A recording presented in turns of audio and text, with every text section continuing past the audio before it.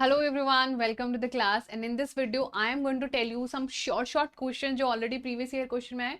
थोड़े से difficult आप लोगों को लगेंगे for all the good only.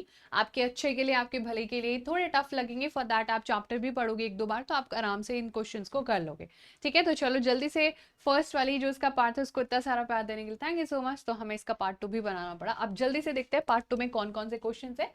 Right now we are just focusing upon the MCQ portion. Eventually we'll go to the very short long answer every type of questions as well. Case based competency सब कुछ करेंगे. पहले आप थोड़ा अपना basics understand कर लो.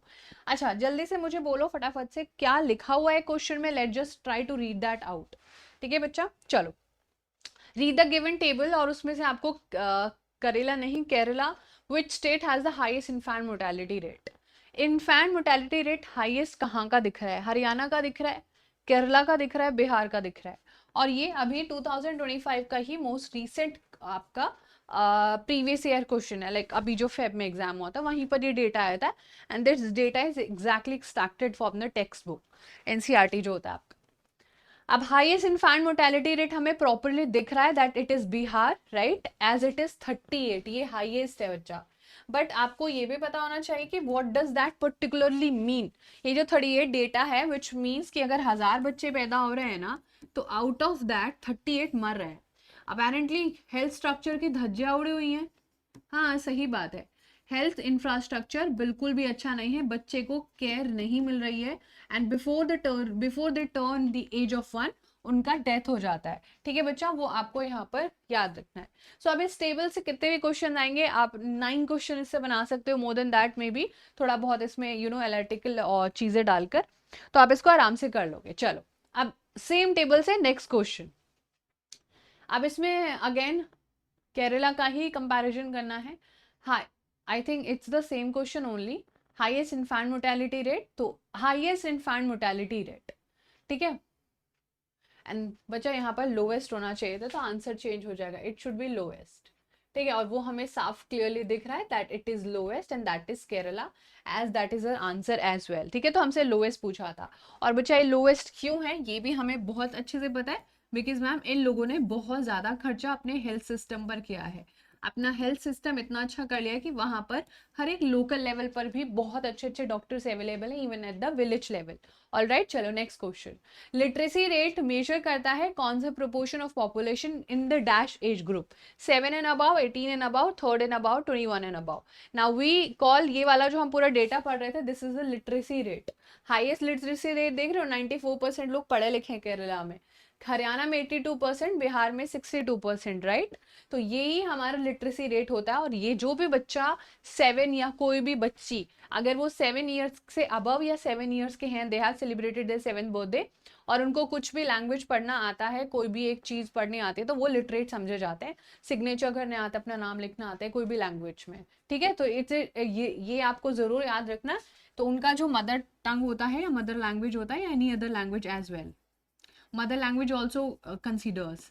और दो शब्द हैं रीड एंड राइट, पढ़ना आता हो और वो लिखना आता हो, बेसिक कोई भी चीज है. ठीक है, A to Z जो अल्फाबेट्स होते हैं वो पढ़ने और नंबर्स, बेसिक सी बात है. चलो बच्चा 7 एंड अबव हमारा डेटा ये याद रखना. This has already been repeated so many times. Next question. कौन सी ऑर्गेनाइजेशन, ये तो हम इतना कर चुके इतना पढ़ चुके हैं. HDI होता है एक इंडेक्स, जैसे आप किसी को 1 रैंक देते हो, किसी को 140 रैंक देते हो, ऐसे सारे देशों को रैंक करता है एक ऑर्गेनाइजेशन है. एक रिपोर्ट बना के सबको कॉल लगा के पूछता है, सबके यहाँ पर जा जा के पूछता है कि क्या चल रहा है तुम्हारे यहाँ पर, बढ़िया बच्चों को एजुकेशन मिल रहा है, हेल्थ मिल रहा है, पैसा वैसा बढ़िया मिल रहा है ना. एंड दैट इज बच्चा UNDP, united nation development plan, sorry programme. तो ये डेफिनेशन आपको याद रखनी है और यही हमारा क्या करता है, this is what whoever prepares the HDI report. और इसको HDI इंडेक्स भी कहते हैं, विच इज रिपोर्ट और इंडेक्स. ठीक है, रिपोर्ट बनाने के बाद इंडेक्स बनाया जाता है कि who is actually number 1. And India कहाँ रैंक करती है? नीचे से टॉप करती है. बुरे मानने वाले बिल्कुल बात नहीं है भाई, इंडिया में भी डेवलपमेंट की बहुत ज्यादा नीड है. नेक्स्ट क्वेश्चन आप सभी के सामने आ गया है. Which one of the following is a useful measure for comparison between countries by the world bank? World bank क्या देखता है भाई? वर्ल्ड बैंक वही देखता है जो हम दिखाना नहीं चाहते, है ना? National income, per capita income, total income, या income from the tertiary sector. अब ये थोड़ा एक अजीब सी बात हो गई। दैट इज करेक्ट बच्चा, वो आपकी पर कैपिटा इनकम देखता है। That is also called as average income. उसको पैसे से लेना देना और बाकी चीज उसके लिए कुछ मैटर नहीं करती, बस बता दो कौन कितना पैसा कमा रहा है। ठीक है, चलो। पर कैपिटा इनकम का फॉर्मूला किया हुआ है हमने। Income from capital upon population नहीं, income from taxes upon population नहीं, नेशनल इनकम प्लस पॉपुलेशन या पॉपुलेशन अपॉन नेशनल इनकम, दोनों में कंफ्यूजन हो सकती है। राइट आंसर है इनकम, यानी कि जो आई है वो ऊपर और पी जो है वो नीचे।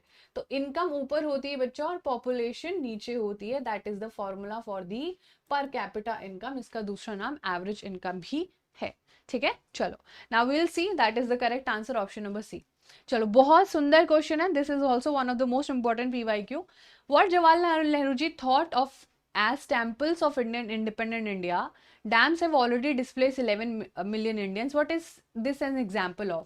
जवाहरलाल नेहरू जी ने डैम्स को ना मंदिर कहा था, एक आधुनिक भारत का। मतलब अरे ये कि यही मंदिर है जो डैम्स है ना, जहाँ पर पानी रिस्टोर के, बिकॉज एग्रीकल्चरी हम लोग बेस थे। अभी हम लोग एग्रीकल्चर कर रहे हैं इंडिया में, और इंडिया में ज़्यादातर लोग जब एग्रीकल्चर कर रहे थे तो हम लोगों को काफ़ी ज़्यादा पानी की ज़रूरतें थी। तो जवाहरलाल नेहरू जी ने बोला यार ये तो मंदिर के जैसे है, लेकिन फिर भी वो बहुत ज़्यादा लोगों को डिस्प्लेस भी कर दिया, बिकॉज ये डेवलपमेंट भी कर रहा है और किसी का नुकसान भी कर रहा है। तो ऐसी चीज़ हमेशा कॉन्फ्लिक्टिंग होती है, एक का भला कर रही है और एक का नुकसान कर रही है। ठीक है, चलो। तो always remember, this is the most important question. अब नेक्स्ट क्वेश्चन है, what are the different things that people seek in a society besides good income? एक अच्छा पैसा मिलने के अलावा हमें और क्या चाहिए? फ्रीडम और सिक्योरिटी की, हाँ हम खुलेआम घूम सके, अपनी गाड़ी स्कूटी बाहर लेके निकाल सके, कोई हमें कुछ फालतू में बोले नहीं। सोसाइटी में एक रिस्पेक्ट हो, इक्वल ट्रीटमेंट सबको मिले, या फिर all of these? Now this is a very basic question है, इसको कोई भी कर सकता था। सबको चाहिए भाई, रेस्पेक्ट भी चाहिए, फ्रीडम सिक्योरिटी भी चाहिए और इक्वल ट्रीटमेंट भी चाहिए सोसाइटी में।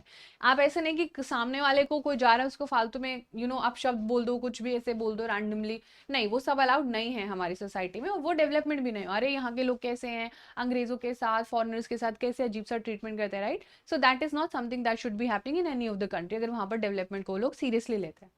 तो that was all about that बच्चा। सो आज की क्लास में हमने बहुत सारे क्वेश्चंस करे और कंपैरेटिवली पूरा चैप्टर ही एक टाइप से हमने रिवाइज कर दिया। Rich countries, poor countries, HDI, ये डेवलपमेंट गोल्स, कॉन्फ्लिक्टिंग, बाकी सारे क्वेश्चंस भी जो है लाइंड अप हैं। Everything you will get eventually. So I will see you in the next class. Thank you so much and thank you so much for showing so much of love. So I will see you in the next class. Bye bye, take care.